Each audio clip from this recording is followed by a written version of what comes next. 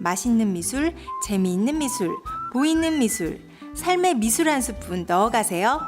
아트팟 8회 이번 주 아트팟이 만나러 나갑니다에서는 영화 러빙 빈센트를 만났습니다.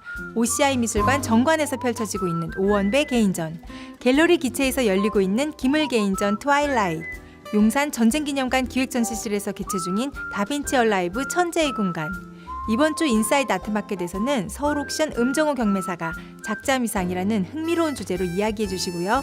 마지막 영상으로 세종문화회관 야외공간 큐레이팅 공간감전을 함께 찾았습니다. 아트팟 8회 시작합니다.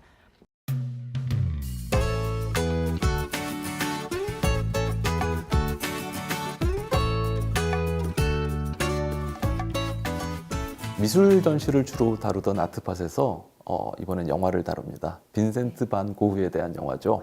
네, 아트팟이 만나러 나갑니다. 네. 그래서 두 분 영화 다 보셨죠? 너무 재밌었어요.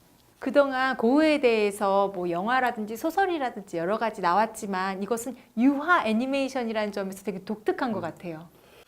이 영화는 사실 처음에 모금을 하려고 킥스타터에서 이제 캠페인을 시작했을 때 네.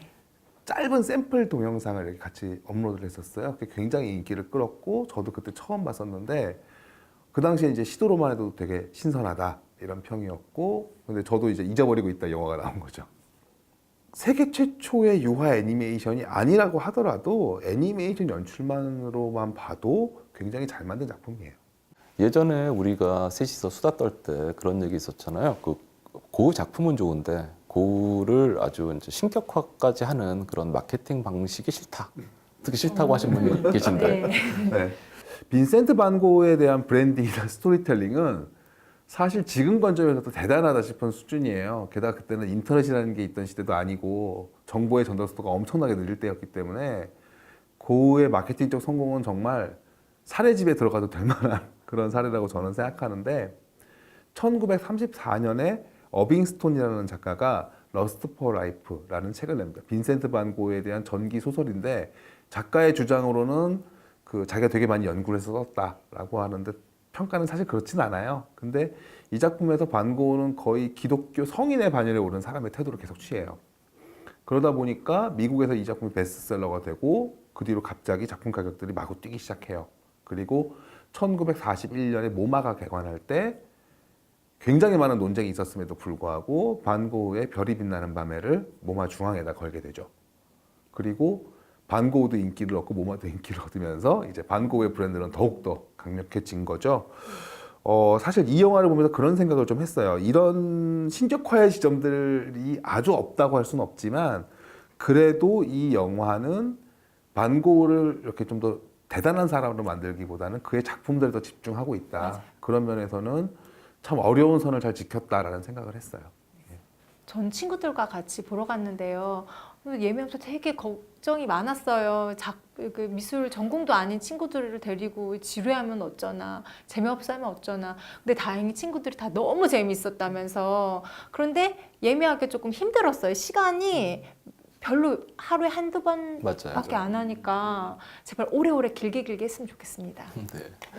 우리 영상 보면서 이 영화에 대한 이야기를 좀 더 이어가도록 하겠습니다.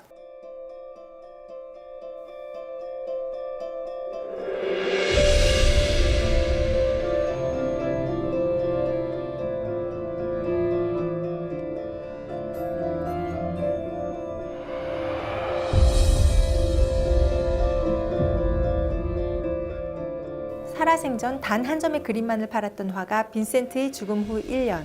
아르망은 그의 그림을 사랑했던 아버지의 부탁을 받고 빈센트가 마지막으로 살았던 장소로 찾아가 미스테리한 죽음을 추적합니다. He was evil. He was mad. I guess you could say he was well organized. Vincent, he looked like he was all right. How does a man go from calm to suicidal in 6 weeks? Most likely he was shot. Vincent!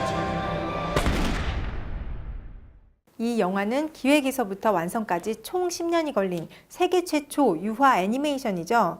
전 세계 각지에서 모인 4천여 명의 화가들 중 오디션을 통해 뽑힌 107명의 화가들이 2년이라는 시간 동안 직접 그린 62,450점의 유화로 완성된 영화입니다. 도르타 코비엘라 감독과 휴 웰치맨 감독은 초상화 속 인물들과 비슷한 분위기의 배우들을 기용하기 위해 심혈을 기울였다고 하네요. 또한 빈센트 반 고흐는 그 죽음도 미스터리에 쌓여 있습니다. 이 영화는 그의 죽음을 추적하는 흥미로운 스토리텔링을 가지고 있어요. 마치 추리소설을 읽는 듯 하는데요. 과연 고흐는 자살했을까요? You're loving Vincent. 이 영화에 대한 두 분의 솔직한 감상평을 듣고 싶어요. 별점도 주세요. 저는 95분간 작품을 되게 몰입해서 본 느낌이었어요. 보통 작품 하나 보는데 한 5분 정도 이렇게 스쳐 지나가기 마련인데 95분간 앉아서 계속 변화하는 그런 작품들을 보는 게 시선을 돌려서 자막 볼 시간도 없을 정도로 몰입이 됐습니다. 저는 별점 5점 드립니다. 별이 5개. 네. 이 영화 러빙 빈센트는 기본적으로는 작품에 대한 사랑이 근간이 된 작품이다라는 생각이 좀 들어요. 물론 이제 고흐가 어떻게 죽었는가를 가지고 영화의 스토리를 짜나가긴 하지만 사실 그게 어떻게 죽었는지 자체가 영화에서 되게 중요한 주제의식은 아니거든요. 오히려 저는 어떤 게 좋았냐면 그 고흐가 태우한테 보냈던 편지들을 이렇게 중간중간 읽는 장면들이 있어요. 그 장면에 이제 그때 그렸던 그림들이 이렇게 애니메이팅돼서 움직이는 걸 보면서 아, 저런 걸 보고 저렇게 써서 보냈겠구나라는 생각이 들더라고요. 그래서 저는 그런 장면들이 되게 이 장면들은 진짜 기억에 남겠다 싶은 장면들이었고, 개인적으로는 이 영화를 만들어 사용했던 원화들을 모아서 같이 전시를 해도 되게 재밌는 작업이 되겠다라는 기획자로서는 그런 생각도 좀 했습니다. 5점 만점에 저는 3.5. 까칠하시. 저 점 엄청 잘 준 거예요.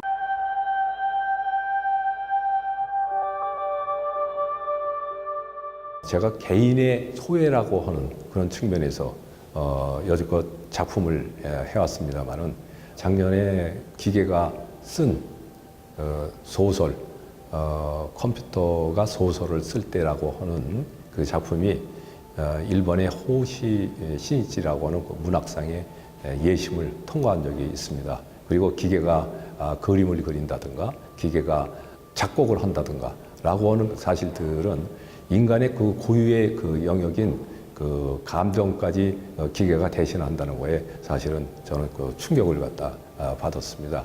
그래서 저는 제가 지속해왔던 개인의 그 소외보다는 하나의 인간과 그 기계의 어떤 그 관계 속에서 파생되는 인간의 의미가 무엇인가라고 하는 그런 측면에서 이번 전시회를 기획하게 되었습니다.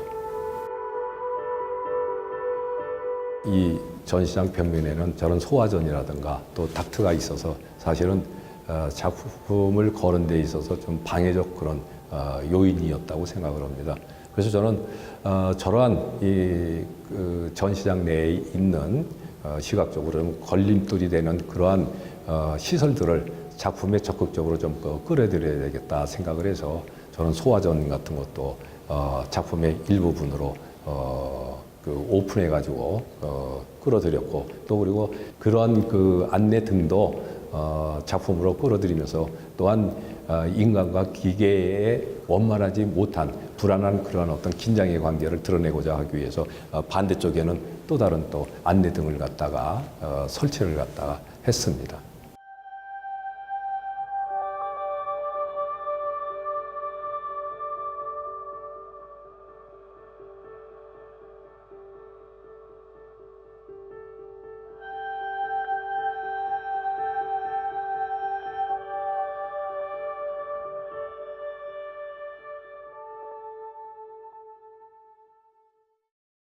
네, 이번 전시도 그 장소성이 매우 중요한 전시라고 생각이 돼요. 오원배 교수가 맨 처음에 이 전시를 구상을 했을 때 그 OCI 미술관 그 구조를 염두에 두고 했는데 실제로 이제 전시장 가보면 32m짜리 대작이 벽면을 둘러가지고 이렇게 있습니다. 거기에는 기계화된 인간 군상들이 있고요. 그리고 중앙에는 오히려 인간처럼 보이는 기계 인간들이 배치가 돼 있는데 이 작품이 OCI 미술관 1층을 벗어나게 되면 아마 다른 느낌으로 다가올 것 같아요.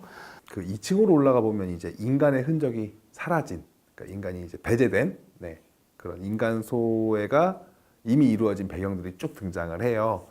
이게 이제 과거의 옛날 것처럼 낡았지만 미래에 대한 불안감을 같이 보여주는 마치 SF 영화에서 나오는 디스토피아 같은 모습들이 쭉 펼쳐집니다. 네. 3층은 오원배 작가의 작품의 근간을 이루는 그런 드로잉들이 전시되어 있는데요. 주변 인물들이나 소소한 그런 사건들을 이렇게 작게 화폭에 옮기셨다고 해요. 작가님은 여기를 무색계라고 설명하시던데 그럼 무색계라는 곳이 이렇게 단순하고 애들 그림처럼 그럼 담백하고 이런 세계인 건지 그런 의문이 들었어요. 이번 전시가 이제 1층, 2층, 3층으로 네. 구성이 되어 있는데 불교의 용어라고 해요. 3계를 표현하는데 이제 1층 그 기계 인간들과 아주 획일화된 인간이 있는 쪽은 그 욕계. 네. 그리고 2층 아까 설명해 주신 쪽은 색계. 그리고 지금 말씀하신 그쪽은 무색계. 이렇게 3계를 그러니까 미술관 자체가 하나의 세계관이 네. 펼쳐지는 거죠. 이번 전시에서 제일 이제 눈이 가는 건 역시 1층인데요. 그렇죠. 기계하고 인간이 대비가 되고요. 그리고 중심하고 주변. 음. 인간이 계속 소외가 되고 있는데 이게 인간이 스스로 내가 소외되기를 선택한 거냐 아니면 소외를 당한 거냐는 명확하지 않은데 그 명확하지 않음이 시각적으로 되게 잘 드러나 있어요. 네. 자, 결정은 니네가 해. 난 잘 모르겠지만 상황은 이래. 이런 느낌이라고 해야 되나? 그리고 특히 이게 보통 이런 작업을 할 때는 메타포드를 써가지고 이렇게 상징적 이미지를 많이 사용을 하는데 여기선 그런 게 없어요. 그냥 진짜 어떻게 보면 진짜 옛날의 SF처럼 정말 낡은 우리가 생각하는 어떤 그 원형적인 이미지들이 쭉쭉쭉 등장해서 굉장히 세게 느껴지는 작업들이죠. 메시지가 오히려 명확해진 거죠. 네. 소화전 보셨어요? 아까 영상에서 작가가 말씀하셨지만 소화전이나 덕트까지 이렇게 작품 속으로 포함시키는 그런 개념들이 되게 흥미로웠던 것 같아요. 사람 있고 그다음에 기계 있고 또 사람 있고 그다음에 딱 실물 소화전이 딱 나오니까는 되게 몰입되고 현실감이 촥 왔던 것 같아요. 장소성 문제가 또 등장하는 것 같아요. 네. 다른 데로 갔을 때는 소화전이 그 위치에 없을 네. 거 아니에요. 그 작가 오원배 교수를 그동안 이제 미술계에서는 쭉 청년 작가라고 사실 청년은 아니시죠. 아니시죠. 물리적으로 청년은 아니신데 그 부르게 된 이유를 알게 한 전시였던 것 같아요. 매번 전시 때마다 같지가 않아요, 주제가. 그리고 그 주제에 대해서 아까 상현 소장이 말했던 것처럼 메시지를 명확하게 날리는 그런 전시였던 것 같습니다.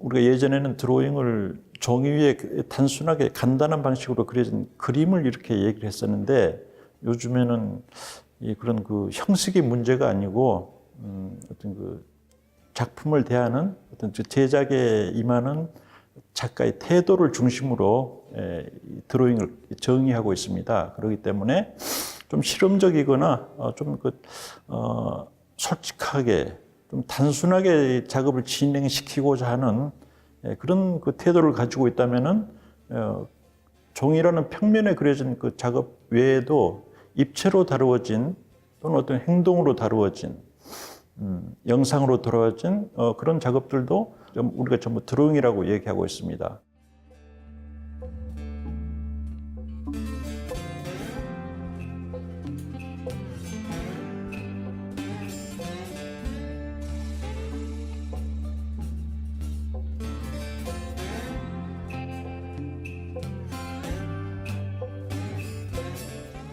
이번 작업의 주제는 트와일라이트 존, 이 스튜디오라는 그런 개념입니다. 말하자면 중간지대에 있는 작가의 스튜디오, 그거를 소재로 해서 한 작업들인데 저뿐만이 아니고 작가들은 보통 현실하고 비현실 중간, 그 중간 영역에서 보통 작업을 하거든요. 그리고 이제 이 캘리포니아를 이게 습관적으로 이게 다니면서 굉장히 그 중간지대와 비슷한 어떤 그 풍경들을 많이 봐왔어요. 거의 폐허가 된 뭔가 조금 어두운 면을 드러내고 있는 그런 풍경인데 그 풍경들을 소재로 지금 이 중간지대를 표현한 그런 작업이라고 할 수 있습니다.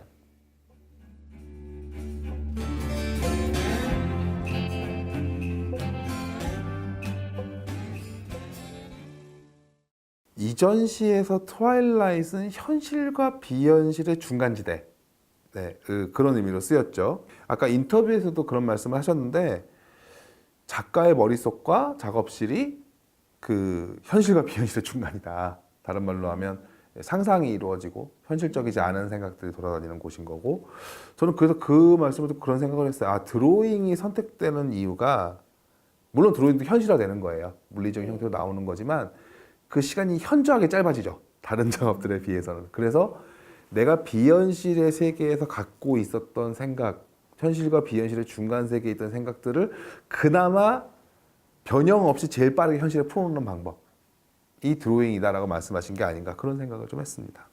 최근 아트팟에서 소개한 전시들 중에 드로잉을 주제로 한 게 많았어요. 네. 그러니까 얼마 전에 저희가 금호미술관의 피컷 드로잉 그랬고, 인사미술공간의 이성 작가의 드로잉 실험실, 네. 그리고 방금 전에 소개해드린 그 오원배 작가 전시에서도 드로잉이 중심을 갖다 이뤘죠. 네. 그래서 오늘 김을 작가 전시를 보면서 우리가 한번 드로잉에 대한 이야기를 나눠보면 어떨까요?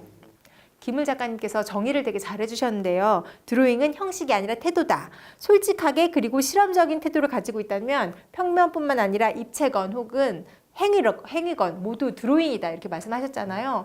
그런 정의에서는 저희 작업도 되게 완벽한 드로잉인 것 같아요. 저는 드로잉 전시가 늘어나는 이유를 어쩌면 지금 상황에서 찾을 수도 있지 않나 생각을 좀 했어요. 그 지금의 사회나 정치적 상황들이 사실 우리를 되게 많이 바꿔놨죠. 예전에는 뉴스에서 나오면 그런가 보다 했는데 지금은 직접 확인해야 되고, 뉴스가 맞는지 모르겠다는 의심도 확실하게 있고요.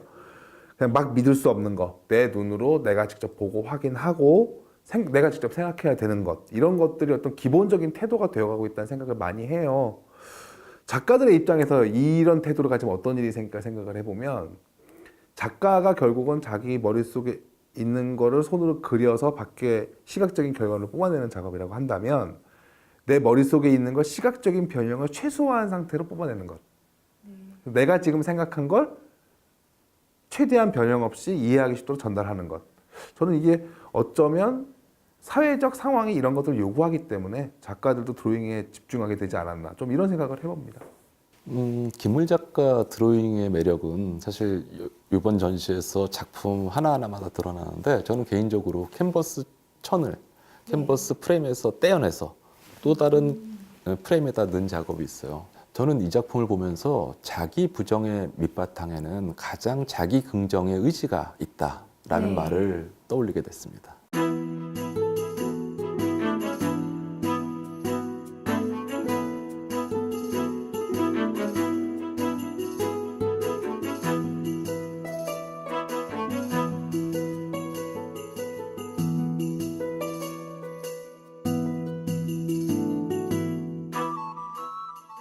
모나리자의 비밀 섹션은 프랑스 미술, 감정 및 복원 전문 기관인 르메르 감정기관에서 지금 만들어졌고요.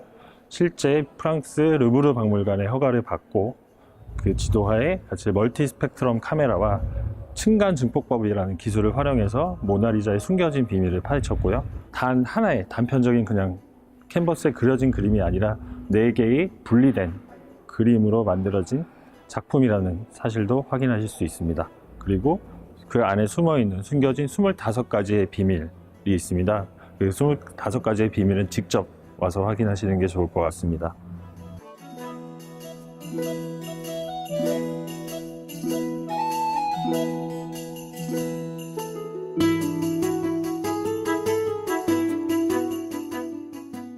레오나르도 다빈치 그의 작품뿐만 아니라 인간적인 모습, 이걸 르네상스 맨이라고 보여줬던 그의 생애까지 한눈에 조망할 수 있다는 게 첫 번째 특징이고요.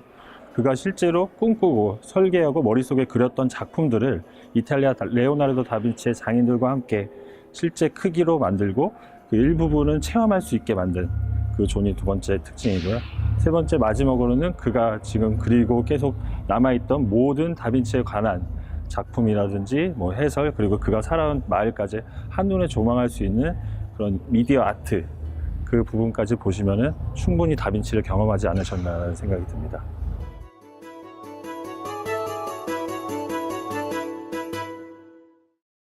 다빈치의 원작은 없었지만 내용은 굉장히 충실했던 전시였던 것 같아요. 장소가 전쟁 기념관이라니 너무 딱이죠.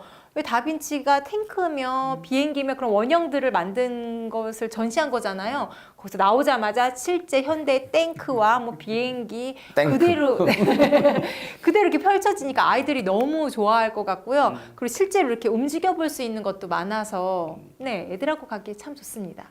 사실 이번 전시는 미술 전시라기보다는 과학 전시에 가까운 것 같다는 생각을 많이 하게 되는데 사실 다빈치를 미술가로 여기는 사람도 그렇게 많지는 않거든요. 물론 엄청난 걸작들을 그려낸 사람인 건 맞지만 이게 너무 잘한 장르가 많다 보니까 오히려 이제 과학자로 아니면 이제 예술도 잘하고 과학도 잘하는 어떤 르네상스맨이라는 그 중세 시대의 정말 천재로서의 이미지를 많이 가지고 있는 사람이 됐죠. 사실 그 시대의 미술이 과학이었죠. 예, 염료를 만드는 게 실제로 화학적 기술들이 되기도 했고 원근법만 해도 사실 그 당시에는 굉장히 어려운 과학적 영역이었던 거죠. 계산해야 되고 막 수학적 사고가 필요한. 예. 근데 다빈치는 그것들을 과학자로서 해낸과 동시에 그걸로 예술 작품을 만들어서 그걸로도 엄청난 성과를 냈단 말이죠. 그러니까 어떻게 보면 정말 이상한 사람인 거죠. 지금 관점에서 보자면. 우리 이 녹화하는 주에 그 다빈치 작품이 사상 최고가 금액에 낙찰이 됐어요. 그 크리스티에서. 그래서 아마 이 낙찰을 계기로 모든 사람들이 다빈치가 뛰어난 화가구나 그렇게 생각을 할 것 같아요. 우리가 알고 있는 미술, 작가의 이름이 있는 그러니까 이제 작가가 자의적으로 그린 자신의 의도로 네. 그린 미술들은 사실 그 역사가 그렇게 길지가 않죠. 한 200년? 그 이전의 대부분의 작품들은 사실 누가 그리냐보다 누가 의뢰했느냐가 더 중요했고 어떤 걸 그리냐보다 어떤 걸 그리라고 의뢰 받았냐가 더 중요했던 작품들이죠. 그리고 국립이나 공립 지금으로 따지면 이런 데서 의뢰받은 작품들은 작가의 이름도 아예 쓰지 못하게 하는 경우들도 많았고요. 이번 주 인사이드 아트 마켓에서는 서울옥천의 음정우 경매사가 이 작자 미상이라는 아주 흥미로운 주제예요. 그 작품과 함께 이야기를 해주십니다.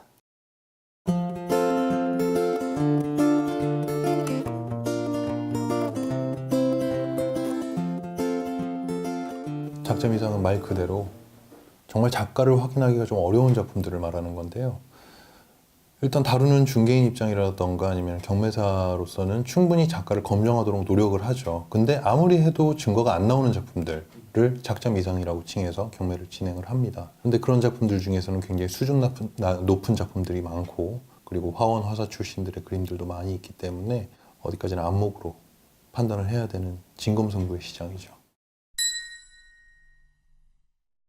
작자 미상은 말 그대로 작가를 확인할 수 없기 때문에 그 작품의 진정성과 작품의 필치, 필격, 그리고 사이가 어느 정도 함축되어 있는지 그걸로 판단해야 되는데 편하게 말씀드리면 정말 이건 선수들의 싸움이에요. 진검승부의 장이고 이 작품에 아무런 증거가 없지만 단지 이 앞에 있는 그림만 가지고 이 작품이 언제쯤 그려졌을 것이며 누구로 추정되며 어느 정도의 합격을 갖췄을 것이다라고 구입하는 사람이 스스로 판단해야 되거든요. 그건 굉장히 어려운 경지까지 도달한 분들만 구입할 수 있는 시장이기 때문에 경쟁이 굉장히 치열합니다. 정말 안타깝긴 하지만 누가 봐도 이 작품은 아무개의 그림 솜씨다 라고 하지만 명확한 증거가 없을 때, 도장 혹은 서명이 없을 때 눈물을 머금고 전칭이라고 칭합니다. 전칭이라면 그 전할 전자를 쓰는 거거든요. 아무리 봐도 이 그림은 누구의 것으로 추정되나 명확한 증거가 없다라고 판단이 될 때 전칭이라고 이름 붙여서 작가 이름을 뒤에 넣고 저희가 경매로 진행을 합니다. 작년 이맘때 광화문에는 촛불로 꽉 차 있었죠. 그랬죠. 1년 전이네요, 벌써. 벌써 1년이 됐어요. 그래서 그 1년이 지난 시점에서 다시 세종문화회관 앞을 가보니까 그 공간감이라고 하는 조각 전시가 이루어져 있습니다. 이 전시를 아트파 8의 마지막 영상으로 보여드리겠습니다. 네, 수능도 끝나고 이제 본격적인 겨울이라 꽤 춥죠. 저희들도 이제 건강 조심해야 되겠고 시청자분들도 모두 건강 조심하시고 미술과 함께 따뜻하고 즐거운 그런 겨울 나시길 빕니다. 네, 인사하겠습니다. 안녕. 안녕.